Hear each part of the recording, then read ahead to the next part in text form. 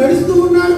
ఈయన మాట చదివితే చాలు మోగవారు కూడా మాట్లాడుతూ ఉన్నారు.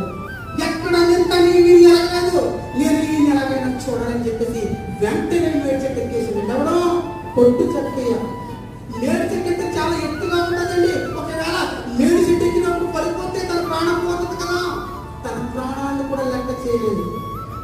ఇక్కడ ధనవంతుడు తన ప్రాణం కోసం తన ధనాన్ని ఎలాగైతే దాన్ని దాచుకుంటున్నాడో, కొట్టు జక్కయ్య తనకున్న ధనాన్ని ఆలోచించుకున్నా తన ప్రాణాన్ని ప్రాణంగా పెడుతూ ఉన్నాడు. ఎందుకు?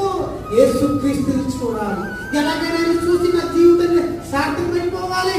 ఈ ధనం నన్ను రక్షించలేదు, ఈ బంధువులను రక్షించలేదు, ఈ పేరు నన్ను రక్షించలేదని చెప్పేసి కొట్టు జక్కయ్య ఎదురు చూసాడండి దేవుడి కొరకు.